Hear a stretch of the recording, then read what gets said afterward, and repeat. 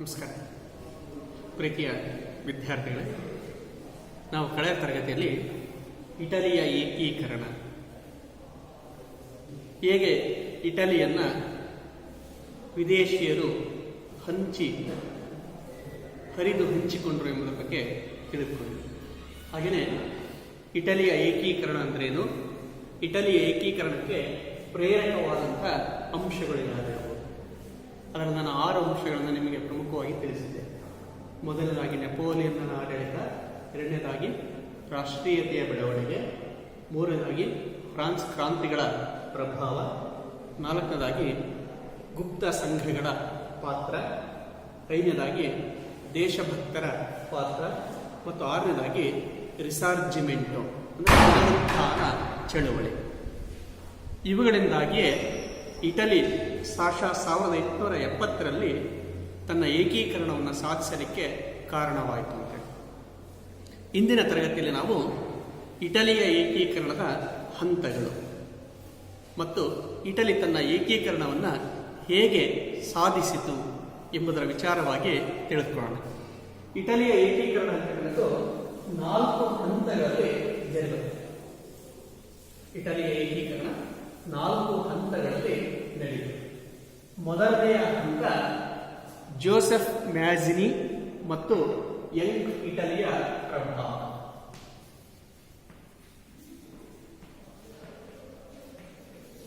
ಇಟಲಿಯ ಏಕೀಕರಣದ ಮೊದಲನೇ ಹಂತದಲ್ಲಿ ಪ್ರಮುಖ ಪಾತ್ರವನ್ನು ವಹಿಸಿದಂತಹ ವ್ಯಕ್ತಿಯೇ ಯಾರು ಅಂದರೆ ಜೋಸೆಫ್ ಮ್ಯಾಜಿನಿ ಮತ್ತು ಅವನು ಸ್ಥಾಪಿಸಿದಂತಹ ಯಂಗ್ ಇಟಲಿ ಎಂಬ ಸಂಘಟನೆ. ಅದನ್ನು ತರುಣ ಇಟಲಿ ಅಂತೇಳಿ ಕರೆಯಲಾಗಿದೆ. ಈ ತರುಣ ಇಟಲಿ ಮೊದಲನೇ ಹಂತದಲ್ಲಿ ಏಕೀಕರಣವನ್ನು ಸಾಧಿಸುವಲ್ಲಿ ಪ್ರಮುಖವಾದಂತಹ ಪಾತ್ರವನ್ನು ವಹಿಸಿದೆ. ಇನ್ನು ಎರಡನೆಯ ಹಂತದಲ್ಲಿ ಇಟಲಿಯ ಪ್ರಧಾನಿಯಾದಂತಹ ಕೌಂಟ್ ಡಿ ಕೆಮೂರ್ ಇವರು ಆಸ್ಟ್ರೋ ಸಾರ್ಡೀನಿಯಾ ಯುದ್ಧವನ್ನು ಮಾಡುವುದರ ಮೂಲಕ ಇಟಲಿಯ ಕೆಲವು ಭೂಭಾಗಗಳನ್ನು ಇಟಲಿಯಲ್ಲಿ ಒಗ್ಗೂಡಿಸುವ ಕೆಲಸ ಅಂತಕ್ಕಂಥದನ್ನು ಮಾಡ್ತಾರೆ. ಇನ್ನು ಮೂರನೆಯ ಹಂತದಲ್ಲಿ ಜೋಸೆಫ್ ಗ್ಯಾರಿಬಾಲ್ಡಿ ಇಟಲಿಯ ಖಡ್ಗ ಅಂತ ಕರೆಯಲಾಗುತ್ತದೆ. ಇವನು ಇಟಲಿಯ ಏಕೀಕರಣದ ಮೂರನೆಯ ಹಂತದಲ್ಲಿ ಪ್ರಮುಖವಾದಂತಹ ಪಾತ್ರವನ್ನು ವಹಿಸ್ತಾನೆ. ಸಿಸಲಿ ಮತ್ತು ನೇಪಲ್ಸ್ ಅಂತಕ್ಕಂಥ 2 ಪ್ರಮುಖ ರಾಜ್ಯಗಳನ್ನು ಅವನು ಇಟಲಿಯಲ್ಲಿ ಒಗ್ಗೂಡಿಸುವ ಕಾರ್ಯವನ್ನ ಮಾಡ್ತಾನೆ. ಇನ್ನು 4ನೆಯ ಹಂತದಲ್ಲಿ ವಿಕ್ಟರ್ ಎಮ್ಯಾನ್ಯುಯಲ್ ಇಟಲಿಯ ಚಕ್ರವರ್ತಿ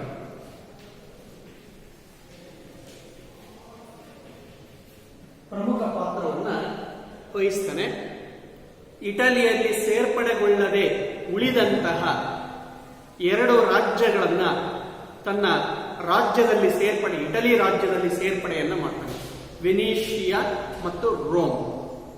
ಮೊದಲಿಗೆ ವೆನಿಷಿಯಾವನ್ನು ಸೇರಿಸ್ತಾನೆ, ಆನಂತರ ರೋಮ್ ಅನ್ನ ಇಟಲಿಯಲ್ಲಿ ಸೇರ್ಪಡೆ ಮಾಡುವುದರ ಮೂಲಕ ಇಟಲಿಯ ಏಕೀಕರಣವನ್ನು ಪೂರ್ಣಗೊಳಿಸತಕ್ಕಂತಹ ಕಾರ್ಯವನ್ನ ಮಾಡ್ತಾನೆ. ಹೀಗೆ ಇಟಲಿಯ ಏಕೀಕರಣ ಅಂತಕ್ಕಂಥದ್ದೇನಿದೆ 4 ಹಂತಗಳಲ್ಲಿ ಜರುಗಿತು. ಮೊದಲನೆಯ ಹಂತ ಜೋಸೆಫ್ ಮ್ಯಾಜಿನಿ ಮತ್ತು ಯಂಗ್ ಇಟಲಿಯ ಪಾತ್ರ. ಎರಡನೆಯ ಹಂತದಲ್ಲಿ ಕೌಂಟ್ ಡಿ ಕೆವೂರ್ ಇಟಲಿಯ ಪ್ರಧಾನಿ ಮತ್ತು ಅವನು ನಡೆಸಿದ ಆಸ್ಟ್ರೋ ಸಾರ್ಡೀನಿಯಾ ಕದನ. ಇನ್ನು ಮೂರನೆಯ ಹಂತದಲ್ಲಿ ಜೋಸೆಫ್ ಗ್ಯಾರಿಬಾಲ್ಡಿ ಇವನು ಸಿಸಲಿ ಮತ್ತು ನೇಪಲ್ಸ್ ಎಂಬ 2 ರಾಜ್ಯಗಳನ್ನ ಇಟಲಿಯಲ್ಲಿ ಒಗ್ಗೂಡಿಸುವ ಕಾರ್ಯವನ್ನ ಮಾಡ್ತಾನೆ. ಇನ್ನು 4ನೆಯ ಮತ್ತು ಕೊನೆಯ ಹಂತದಲ್ಲಿ ಇಟಲಿಯ ಚಕ್ರವರ್ತಿಯಾದಂತಹ ವಿಕ್ಟರ್ ಎಮ್ಯಾನ್ಯುಯಲ್ ಇಟಲಿಯ ಪ್ರಾಮಾಣಿಕ ದೊರೆ ಅಂತೇಳಿ ಕರೆಯಲಾಗುತ್ತೆ. ಅವನು ವೆನಿಷಿಯಾ ಮತ್ತು ರೋಮ್ ರಾಜ್ಯಗಳನ್ನು ಸೇರ್ಪಡೆ ಮಾಡುವುದರ ಮೂಲಕ 1870ರಲ್ಲಿ ಇಟಲಿಯ ಏಕೀಕರಣವನ್ನು ಪೂರ್ಣಗೊಳಿಸುವ ಕಾರ್ಯವನ್ನ ಇವರು ಮಾಡ್ತಾನೆ. ಈ 4 ಹಂತಗಳಲ್ಲಿ ಈಗ ನಾವು ಮೊದಲನೇದಾಗಿ ಜೋಸೆಫ್ ಮ್ಯಾಜಿನಿ ಮತ್ತು ಯಂಗ್ ಇಟಲಿಯ ಪಾತ್ರದ ಕುರಿತಾಗಿ ತಿಳಿದುಕೊಳ್ಳೋಣ. ಜೋಸೆಫ್ ಮ್ಯಾಜಿನಿ ಮತ್ತು ಯಂಗ್ ಇಟಲಿಯ ಪಾತ್ರ.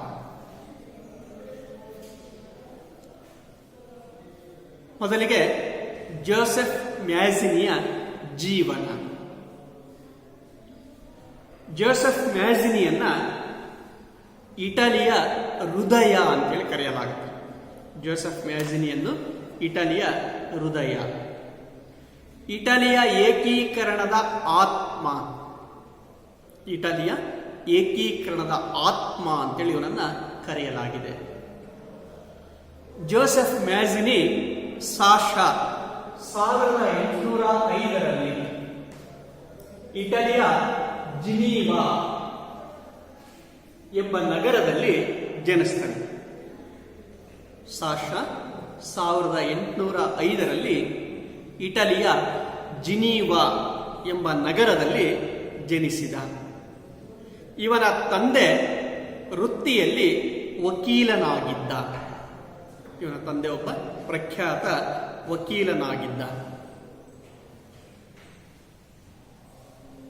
ಇವನು ವಿದ್ಯಾಭ್ಯಾಸವನ್ನ ಮಾಡಿ ಇವನು ಸಹ ವಕೀಲಿ ವೃತ್ತಿ ಅಂತಕ್ಕನ್ನೋದನ್ನ ಅನುಸರಿಸ್ತಾನೆ. ಇವನು ವಿದ್ಯಾರ್ಥಿ ದೆಸೆಯಲ್ಲಿದ್ದಾಗಲೇ ಕಾರ್ಬೊನರಿ ಎಂಬ ಗುಪ್ತ ಸಂಘದ ಸದಸ್ಯನಾಗಿ ಕ್ರಾಂತಿಕಾರಕ ಚಟುವಟಿಕೆಗಳಲ್ಲಿ ಇವನು ತೊಡಗಿಕೊಳ್ತಾನೆ ಮತ್ತು ಅಪ್ಪಟ ದೇಶ ಪ್ರೇಮಿಯಾಗಿ ಬೆಳವಣಿಗೆಯನ್ನ ಏಳಿಗೆಯನ್ನ ಹೊಂದುತ್ತಾನೆ. ಒಮ್ಮೆ ತನ್ನ ತಂದೆಯ ಜೊತೆಗೆ ಜಿನಿವಾ ನಗರದಲ್ಲಿ ಅವನು ವಾಕ್ ಹೋಗ್ತಾ ಇದ್ದಂತಹ ಸಂದರ್ಭದಲ್ಲಿ ಒಬ್ಬ ಭಿಕ್ಷುಕ ಮ್ಯಾಜಿನಿಯ ಬಳಿಯಲ್ಲಿ ಬಂದು ಅವನ ಕಾಲನ್ನು ಹಿಡಿದು ಭಿಕ್ಷೆಯನ್ನು ಕೇಳ್ತಾನೆ. ಈ ದೇಶದ ರಕ್ಷಣೆಗಾಗಿ ಹೋರಾಡಿ ದೇಶಭ್ರಷ್ಟನಾದಂತಹ ನನಗೆ ಏನಾದರೂ ಸಹಾಯವನ್ನು ಮಾಡಿ ಅಂತಕ್ಕಂಥ ಬೇಡಿಕೆಯನ್ನು ಅವರ ಮುಂದೆ ಇಡ್ತಾನೆ. ಅವನೊಬ್ಬ ಯೋಧ, ಇಟಲಿಯ ಸ್ವಾತಂತ್ರ್ಯಕ್ಕಾಗಿ ಹೋರಾಟವನ್ನು ಮಾಡಿ ಈಗ ತಿನ್ನಲಿಕ್ಕೆ ಅನ್ನವೂ ಇಲ್ಲದೆ ಗತಿ ಇಲ್ಲದಂತೆ ಆಗಿದ್ದ. ಈ ದೃಶ್ಯ ಮ್ಯಾಜಿನಿಯ ಮೇಲೆ ಗಾಢವಾದಂತಹ ಪ್ರಭಾವ ಅಂತಕ್ಕನ್ನೋದನ್ನ ಬೀರುತ್ತೆ. ದೇಶದ ರಕ್ಷಣೆಗಾಗಿ ಹೋರಾಟ ಮಾಡಿದಂತಹ ಸೈನಿಕನ ಸ್ಥಿತಿಯೇ ಈ ರೀತಿ ಆದರೆ ದೇಶದ ಸಾಮಾನ್ಯ ಜನರ ಗತಿ ಏನು ಅಂತಕ್ಕಂಥದ್ದು ಅವನ ಮನಸ್ಸಿನಲ್ಲಿ ಆಳವಾಗಿ ಕೊರೀಲಿಕ್ಕೆ ಆರಂಭವನ್ನು ಮಾಡುತ್ತೆ. ಮತ್ತವನು ಒಂದು ನಿರ್ಧಾರವನ್ನು ತೆಗೆದುಕೊಳ್ತಾನೆ. ನನ್ನ ದೇಶ ಸ್ವತಂತ್ರ ಆಗುವವರೆಗೂ ನಾನು ಕಪ್ಪು ಬಟ್ಟೆಯನ್ನೇ ಧರಿಸುತ್ತೇನೆ. ನಾನು ಕಪ್ಪು ಬಟ್ಟೆಯನ್ನು ಬಿಟ್ಟು ಬೇರೆ ಬಟ್ಟೆಗಳನ್ನು ಧರಿಸುವುದಿಲ್ಲ ಅಂತಕ್ಕಂಥ ಪ್ರತಿಜ್ಞೆಯನ್ನ ಮಾಡ್ತಾನೆ. ಇಟಲಿ ವಿದೇಶಿಯರಿಂದ ಮುಕ್ತವಾಗಬೇಕು, ಆಗ ಮಾತ್ರ ನಾನು ಬೇರೆ ಬಟ್ಟೆಯನ್ನ ಧರಿಸುತ್ತೇನೆ ಅಂತಕ್ಕಂಥ ಪ್ರತಿಜ್ಞೆಯನ್ನ ಕೈಗೊಳ್ತಾನೆ. ಕಾರ್ಬೊನರಿ ಸಂಘದಲ್ಲಿ ಸಕ್ರಿಯ ಪಾತ್ರವನ್ನು ವಹಿಸ್ತಾನೆ. ಹಲವಾರು ದಂಗೆಗಳಲ್ಲಿ ಅವನು ಪಾಲ್ಗೊಳ್ತಾನೆ. ಇದರಿಂದಾಗಿ ಮ್ಯಾಜಿನಿಯನ್ನ ಗಡೀಪಾರು ಮಾಡಲಾಗುತ್ತೆ. ಹೀಗೆ ಗಡೀಪಾರಾದಂತಹ ಮ್ಯಾಜಿನಿಯು ಇಂಗ್ಲೆಂಡ್ ದೇಶಕ್ಕೆ ಹೋಗ್ತಾನೆ. ಇಂಗ್ಲೆಂಡಿನ ಖ್ಯಾತ ಇತಿಹಾಸಕಾರನಾದಂತಹ ಥಾಮಸ್ ಕಾರ್ಲೈಲನ ಆಶ್ರಯವನ್ನ ಪಡಿತಾನೆ. ಅಲ್ಲಿಯೇ ಕೆಲವು ದಿನಗಳ ಕಾಲ ಉಳಿತಾನೆ. ಅಲ್ಲಿಂದ ಅವನು 1830ರಲ್ಲಿ ತನ್ನ ತಾಯ್ನಾಡಿಗೆ ವಾಪಸ್ಸಾಗ್ತಾನೆ. 1830ರಲ್ಲಿ ಫ್ರಾನ್ಸಿನಲ್ಲಿ ಕ್ರಾಂತಿಯಾಗುತ್ತೆ. ಆ ಕ್ರಾಂತಿಯ ಪ್ರಭಾವ ಇಟಾಲಿಯಲ್ಲಿಯೂ ಸಹ ಉಂಟಾಗುತ್ತೆ. ಆ ಕ್ರಾಂತಿಯ ವೇಳೆಯಲ್ಲಿ ಅವನು ತನ್ನ ತಾಯ್ನಾಡಾದಂಥ ಇಟಲಿಗೆ ವಾಪಸ್ಸಾಗ್ತಾನೆ. 1831ರಲ್ಲಿ ಯಂಗ್ ಇಟಲಿ ಎಂಬ ಸಂಘವನ್ನ ಸ್ಥಾಪನೆಯನ್ನು ಮಾಡ್ತಾನೆ, ಸಂಸ್ಥೆಯನ್ನು ಸ್ಥಾಪಿಸ್ತಾನೆ. 1831ರಲ್ಲಿ ಯಂಗ್ ಇಟಲಿ ಎಂಬ ಸಂಸ್ಥೆಯನ್ನ ಸ್ಥಾಪನೆಯನ್ನ ಮಾಡ್ತಾನೆ. ಇದೊಂದು ಯುವಕರ ಗುಪ್ತ ಮತ್ತು ಭೂಗತ ಸಂಘಟನೆಯಾಗಿತ್ತು. ಯುವಕರಿಂದ ಕೂಡಿದಂತಹ ಭೂಗತವಾದಂತಹ ಒಂದು ಗುಪ್ತ ಸಂಘಟನೆಯಾಗಿತ್ತು. ಅದನ್ನ 1831ರಲ್ಲಿ ಜಿನೀವಾದಲ್ಲಿ ಅವನು ಸ್ಥಾಪನೆ ಅಂತಕ್ಕನ್ನೋದನ್ನ ಮಾಡ್ತಾನೆ. 40 ವರ್ಷಕ್ಕಿಂತ ಕಡಿಮೆ ಪ್ರಾಯದ ಪುರುಷರಿಗೆ ಈ ಸಂಘದ ಸದಸ್ಯತ್ವವನ್ನು ನೀಡ್ತಾರೆ. ಇವರು ಇಟಲಿಯನ್ನ ನಿರ್ಮಿಸುವ ಸದೃಢ ಯುವಕರಾಗಿದ್ದರು. ಯುವ ಶಕ್ತಿಯಲ್ಲಿ ಇವರಿಗೆ ಅಪಾರವಾದಂತಹ ನಂಬಿಕೆ ಅಂತ ಕರೆದಿತ್ತು. ಇಟಾಲಿಯನ್ನರಿಗೆ ಅಂತೇಳಿ ಘೋಷಣೆಯನ್ನ ಮಾಡ್ತಾರೆ. ಇಟಾಲಿಯನ್ನ ಹೊರಗಿನಿಂದ ಯಾರೋ ಬಂದು ಕಟ್ಟುವುದು ಬೇಕಾಗಿಲ್ಲ. ಇಟಲಿ ದೇಶ ನಿರ್ಮಾಣ ಆಗಬೇಕು ಅಂತ ಹೇಳಿದ್ರೆ ಇಟಾಲಿಯನ್ನರಿಂದ ಮಾತ್ರ ಸಾಧ್ಯ. ಹಾಗಾಗಿ ನಾನು ವಿದೇಶಿಯರಿಗೆ ಎಚ್ಚರಿಕೆಯನ್ನು ಕೊಡ್ತೇನೆ. ಇಟಾಲಿಯನ್ನರಿಗೆ, ಇಟಾಲಿಯನ್ನರೇ ಈ ದೇಶದ ಭವಿಷ್ಯದ ನಿರ್ಮಾಣ ಅಂತಕ್ಕನ್ನೋದನ್ನ ಮಾಡಬೇಕು ಅಂತೇಳಿ ಅವನು ತಿಳಿಸ್ತಾನೆ. ಹಾಗಾಗಿ 40 ವರ್ಷ ಪ್ರಾಯಕ್ಕಿಂತ ಕಡಿಮೆಯ ಪುರುಷರಿಗೆ ಮಾತ್ರ ತನ್ನ ಯಂಗ್ ಇಟಲಿ ಸಂಘಕ್ಕೆ ಸದಸ್ಯತ್ವ ಅಂತಕ್ಕನ್ನೋದನ್ನ ನೀಡ್ತಾನೆ. ಇನ್ನು ಯಂಗ್ ಇಟಲಿಯ ಧ್ಯೇಯೋದ್ದೇಶಗಳು, ಈ ಯಂಗ್ ಇಟಲಿಯ ಸ್ಥಾಪನೆಯ ಉದ್ದೇಶಗಳು ಏನಾಗಿತ್ತು ಅಂತ ಹೇಳಿದ್ರೆ, ಮೊದಲನೇದಾಗಿ ರಾಷ್ಟ್ರೀಯ ಐಕ್ಯತೆ. ರಾಷ್ಟ್ರೀಯ ಐಕ್ಯತೆ,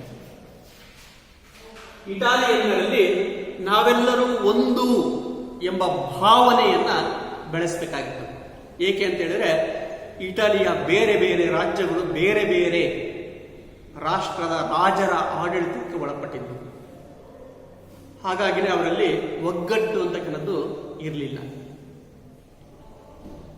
ಮ್ಯಾಜಿನಿ ನಾವೆಲ್ಲರೂ ಇಟಾಲಿಯನ್ನರು, ನಾವೆಲ್ಲರೂ ಒಂದು, ನಾವೆಲ್ಲರೂ ಒಗ್ಗೂಡಬೇಕು, ಅದಕ್ಕಾಗಿ ನಾವೆಲ್ಲರೂ ಐಕ್ಯತೆಯನ್ನ ಬೆಳೆಸಿಕೊಳ್ಳಬೇಕು. ಅದನ್ನೇ ಅವನು ರಾಷ್ಟ್ರೀಯ ಐಕ್ಯತೆ ಅಂತ ಕರೀತಾನೆ. ಅಂದ್ರೆ ಎಲ್ಲರನ್ನೂ ಒಗ್ಗೂಡಿಸುವ ಕಾರ್ಯದಲ್ಲಿ ಈ ಯಂಗ್ ಇಟಲಿ ಅಂತಕ್ಕಂಥದ್ದು ತನ್ನನ್ನು ತಾನು ತೊಡಗಿಸಿಕೊಳ್ಳುತ್ತೆ. ಇನ್ನು ಎರಡನೆಯ ಉದ್ದೇಶ ಆಸ್ಟ್ರಿಯಾವನ್ನು ಹೊರಹಾಕುವುದು. ಆಸ್ಟ್ರಿಯಾ ದೇಶವನ್ನ ಹೊರಹಾಕದ ಹೊರತು ಇಟಲಿಯ ಏಕೀಕರಣ ಅಸಾಧ್ಯ. ಇಟಲಿ ದೇಶ ಒಗ್ಗೂಡಬೇಕು ಅಂತ ಹೇಳಿದ್ರೆ, ಇಟಲಿಯ ಏಕೀಕರಣ ಆಗಬೇಕು ಅಂತ ಹೇಳಿದ್ರೆ ನಾವು ಮೊದಲಿಗೆ ಯಾವ ದೇಶವನ್ನು ಹೊರಹಾಕಬೇಕು ಅಂತ ಹೇಳಿದ್ರೆ ಆಸ್ಟ್ರಿಯಾ ದೇಶವನ್ನ ಹೊರಹಾಕಬೇಕು. ಆಗ ಮಾತ್ರ ಇಟಲಿಯ ಏಕೀಕರಣ ಸಾಧ್ಯ ಅಂತ ಹೇಳ್ತಾರೆ. ಹಾಗಾಗಿ ಅವರ ಎರಡನೆಯ ಉದ್ದೇಶ ಏನಾಗಿತ್ತು ಅಂತ ಹೇಳಿದ್ರೆ ಆಸ್ಟ್ರಿಯಾವನ್ನ ಹೊರಹಾಕುವುದಾಗಿತ್ತು. ಇನ್ನು ಮೂರನೆಯ ಉದ್ದೇಶ ಯುವ ಶಕ್ತಿಯ ಬಳಕೆ.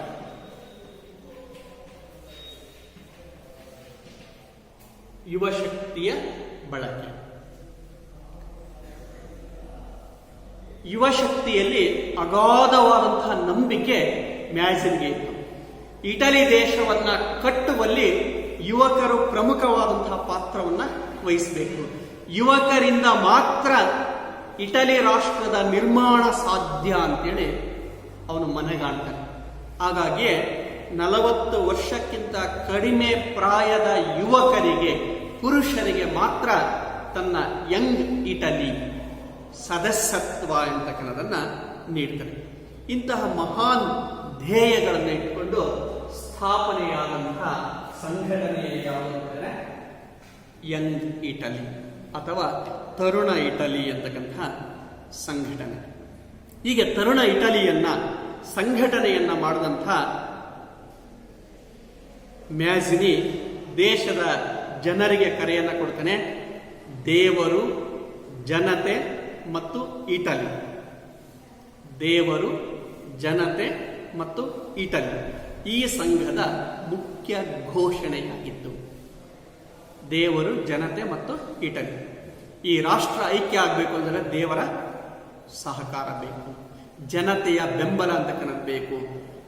ಆಗ ಮಾತ್ರ ಇಟಲಿ ಏಕೀಕರಣವನ್ನು ಸಾಧಿಸಲಿಕ್ಕೆ ಸಾಧ್ಯ ಅಂತೇಳಿ ಘೋಷಣೆಯನ್ನ ಹೊರಡಿಸ್ತಾನೆ. ಹಲವಾರು ಬಾರಿ ಗಡೀಪಾರು ಶಿಕ್ಷೆಗೂ ಸಹ ಒಳಗಾಗ್ತಾನೆ. ವಿದೇಶಗಳಲ್ಲಿದ್ದುಕೊಂಡೇ ಇಟಲಿಯ ಏಕೀಕರಣ ಚಳುವಳಿಗೆ ಮಾರ್ಗದರ್ಶನ ಅಂತಕ್ಕನ್ನೋದನ್ನ ಮಾಡ್ತಾನೆ. 1848ರಲ್ಲಿ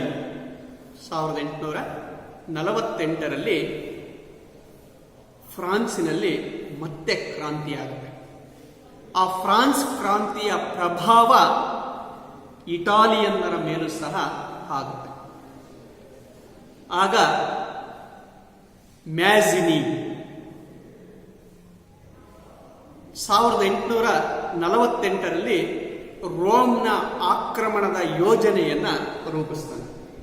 1848ರಲ್ಲಿ ರೋಮ್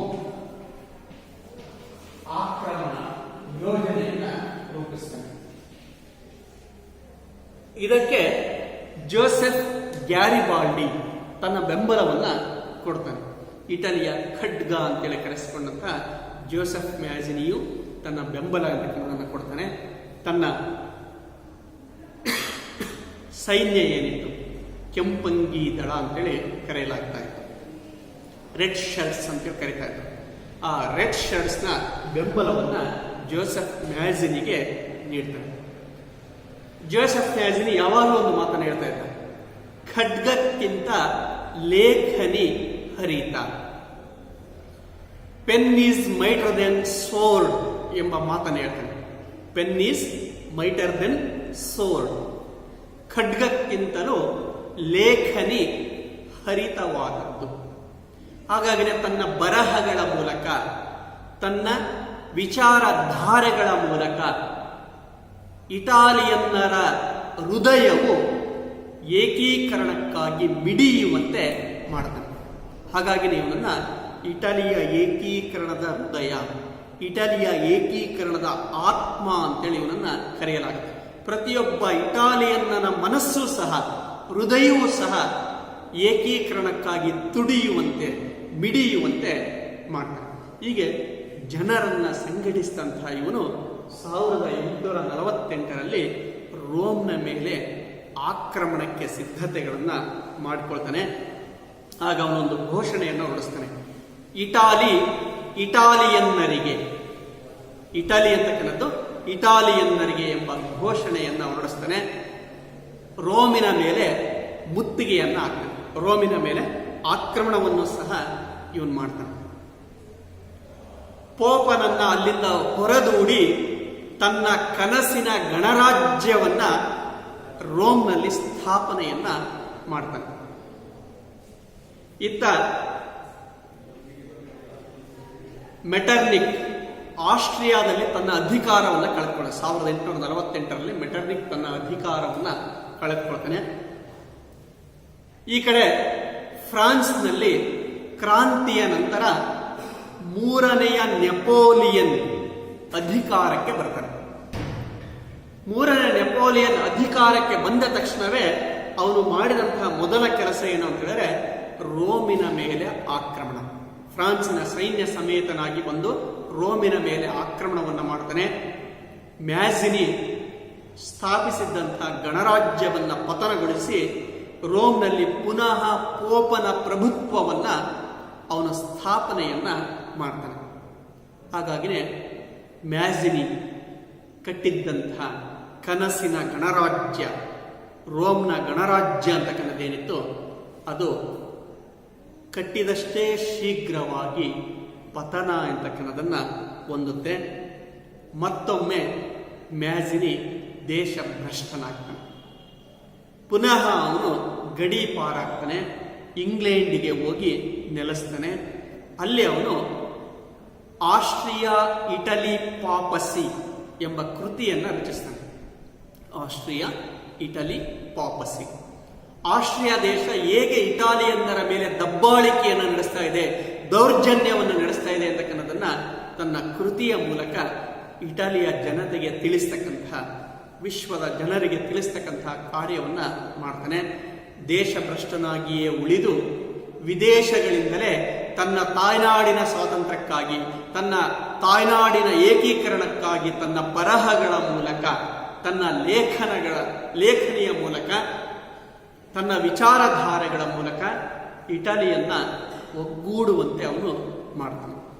ಹೀಗೆ ಇಟಲಿಯ ಏಕೀಕರಣಕ್ಕಾಗಿ ತನ್ನ ಜೀವನವನ್ನೇ ಮುಡುಪಾಗಿಟ್ಟು ರೋಮಿನಲ್ಲಿ ಗಣರಾಜ್ಯವನ್ನು ಸ್ಥಾಪಿಸಿರೂ ಅದನ್ನು ಉಳಿಸಿಕೊಳ್ಳಲಿಕ್ಕೆ ಜೋಸೆಫ್ ಮ್ಯಾಜಿನಿಗೆ ಸಾಧ್ಯ ಆಗಲಿಲ್ಲ. ಹಾಗಾಗಿ ಅವನು ಮತ್ತೊಮ್ಮೆ ದೇಶಭ್ರಷ್ಟನಾಗಿ ವಿದೇಶಗಳಲ್ಲಿಯೇ ನೆಲೆಸಿ ತನ್ನ ದೇಶದ ಏಕೀಕರಣಕ್ಕಾಗಿ ತನ್ನ ತನು ಮನ ಧನವನ್ನು ಅರ್ಪಿಸುವುದರ ಮೂಲಕ ತನ್ನ ಕೊನೆಯ ಉಸಿರಿರುವವರೆಗೂ ಇಟಲಿ ಏಕೀಕರಣಕ್ಕಾಗಿ ಅವನು ದುಡಿತಾನೆ. ಹೀಗೆ ಇಟಲಿಯ ಏಕೀಕರಣದ ಮೊದಲ ಹಂತದಲ್ಲಿ ನಾವು ಜೋಸೆಫ್ ಮ್ಯಾಜಿನಿ ಮತ್ತು ಅವನು ಸ್ಥಾಪಿಸಿದಂತಹ ಯಂಗ್ ಇಟಲಿಯ ಪ್ರಯತ್ನಗಳನ್ನು ನಾವು ಗಮನಿಸಬಹುದು. ಈಗಾಗಲೇ ಜೋಸೆಫ್ ಮ್ಯಾಜಿನಿಯನ್ನ ಇಟಲಿಯ ಏಕೀಕರಣದ ಪ್ರವಾದಿ, ಇಟಲಿಯ ಏಕೀಕರಣದ ಪ್ರವಾದಿ, ಇಟಲಿಯ ಏಕೀಕರಣದ ಜನಕ, ಇಟಲಿಯ ಏಕೀಕರಣದ ಹೃದಯ, ಇಟಲಿಯ ಏಕೀಕರಣದ ಆತ್ಮ ಅಂತೇಳಿ ಅವನನ್ನು ಕರೆಯಲಾಗಿದೆ. ಈಗ ಇವನ ಪ್ರಯತ್ನದ ಫಲವಾಗಿ ಮೊದಲನೆಯ ಹಂತದಲ್ಲಿ ಇಟಲಿಯ ಏಕೀಕರಣ ಚಳುವಳಿ ಅಂತಕ್ಕಂಥದ್ದು ನಡೀತು. ಅವನು ರೋಮ್ನಲ್ಲಿ ಗಣರಾಜ್ಯವನ್ನು ಸ್ಥಾಪಿಸುವಲ್ಲಿಯೂ ಯಶಸ್ಸನ್ನು ಕಂಡ. ಆದರೆ 1848ರ ಕ್ರಾಂತಿಯ ನಂತರ ಫ್ರಾನ್ಸಿನ ಚಕ್ರವರ್ತಿಯಾದಂತಹ ಮೂರನೆಯ ನೆಪೋಲಿಯನ್ ಅಂತಕ್ಕಂಥವನು ಮ್ಯಾಜಿನಿಯ ಗಣರಾಜ್ಯವನ್ನು ಪತನಗೊಳಿಸಿ ಅವನನ್ನು ದೇಶ ಭ್ರಷ್ಟನನ್ನಾಗಿ ಮಾಡಿ ರೋಮನ್ನು ಪುನಃ ಪೋಪನ ವಶಕ್ಕೆ ನೀಡ್ತಾನೆ, ಅವನ ಆಡಳಿತಕ್ಕೆ ವಹಿಸ್ತಾನೆ ಮತ್ತು ಪೋಪನ ರಕ್ಷಣೆಗಾಗಿ ಫ್ರಾನ್ಸಿನ ಸೈನ್ಯವನ್ನು ಅಲ್ಲಿ ಕಾವಲಿರಿಸ್ತಾನೆ. ಹಾಗಾಗಿ ಮ್ಯಾಜಿನಿಯ ಎಲ್ಲ ಪ್ರಯತ್ನಗಳು ವಿಫಲತೆ ಅಂತಕ್ಕಂಥದ್ದು ಹೊಂದುತ್ತವೆ. ಆದರೆ ಅವನು ಇಟಾಲಿಯನ್ನರನ್ನು ಒಗ್ಗೂಡಿಸುವಲ್ಲಿ ಯಶಸ್ವಿಯಾಗಿದ್ದ, ಯುವಕರನ್ನ ರಾಷ್ಟ್ರ ನಿರ್ಮಾಣದಲ್ಲಿ ತೊಡಗಿಸುವಲ್ಲಿ ಅವನು ಯಶಸ್ವಿಯಾಗಿದ್ದ, ಆಸ್ಟ್ರಿಯಾವನ್ನ ಹೊರಹಾಕಲಿಕ್ಕೆ ಜನರಲ್ಲಿ ಮಾನಸಿಕ ಸ್ಥೈರ್ಯ, ಧೈರ್ಯ ಅಂತಕ್ಕಂಥ ತುಂಬುವಲ್ಲಿ ಅವನು ಯಶಸ್ಸನ್ನ ಪಡೆದಿದ್ದ. ಅದರಲ್ಲಿ ಅವನು ಸಾಧುವಾದನು, ಅವನ ಯೋಜನೆಗಳು ವಿಫಲತೆ ಅಂತಕ್ಕನ್ನೋದನ್ನು ಹೊಂದುತ್ತವೆ. ಮುಂದೆ ಅವನು ವಿದೇಶಗಳಲ್ಲಿ ಇದ್ದುಕೊಂಡೇ ಇಟಲಿಯ ಏಕೀಕರಣಕ್ಕೆ ಮಾರ್ಗದರ್ಶನ ಅಂತಕ್ಕನ್ನೋದು ನೀಡ್ತಾನೆ. ತನ್ನ ಬರಹಗಳ ಮೂಲಕ ಏಕೀಕರಣಕ್ಕೆ ಪ್ರೇರಕ ಶಕ್ತಿಯಾಗಿ ಅವನು ದುಡಿತಾನೆ. ಇನ್ನು ಎರಡನೆಯ ಹಂತ, ಇಟಲಿಯ ಏಕೀಕರಣದ ಎರಡನೆಯ ಹಂತ. ನಾನು ಆಗಲೇ ಹೇಳಿದೆ, ಇಟಲಿಯ ಏಕೀಕರಣದ ಎರಡನೆಯ ಹಂತದಲ್ಲಿ ಇಟಲಿಯ ಪ್ರಧಾನಿಯಾದಂತಹ ಕೌಂಟ್ ಡಿ ಕೆವೂರ್ ಪ್ರಮುಖವಾದಂತಹ ಪಾತ್ರವನ್ನ ವಹಿಸ್ತಾನೆ. ಇವನನ್ನ ಇಟಲಿಯ ಬುದ್ಧಿ ಅಂತ ಕರೀತಾರೆ.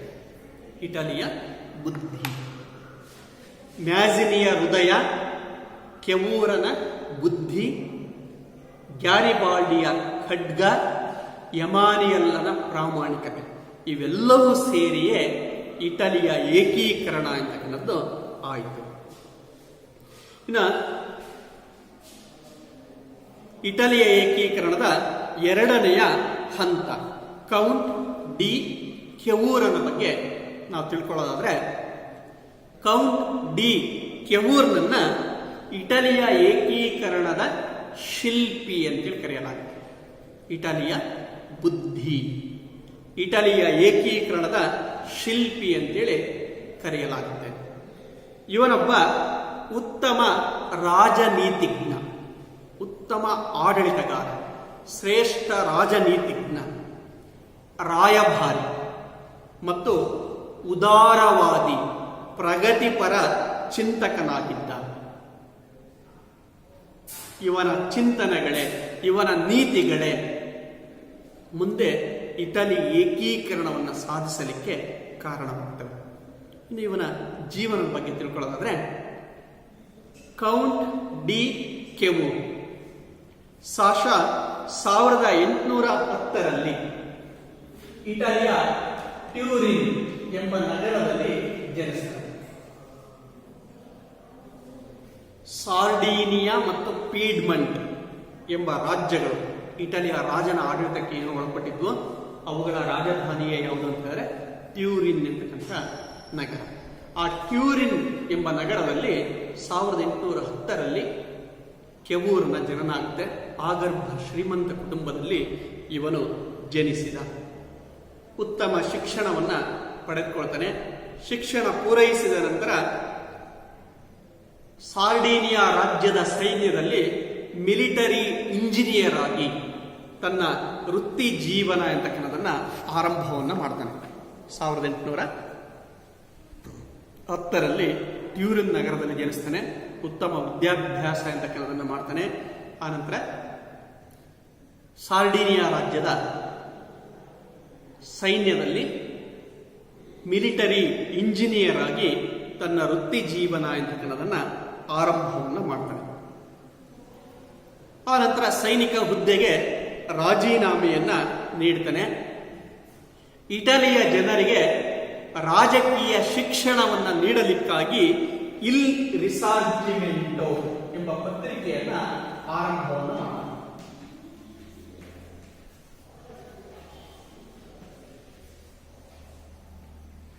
ಇಟಲಿಯ ಜನರಿಗೆ ರಾಜಕೀಯ ಶಿಕ್ಷಣವನ್ನು ನೀಡಲಿಕ್ಕಾಗಿ ಇಲ್ ರಿಸಾರ್ಜಿಮೆಂಟೋ ಎಂಬ ಪತ್ರಿಕೆಯನ್ನು ಆರಂಭವನ್ನು ಮಾಡ್ತಾನೆ.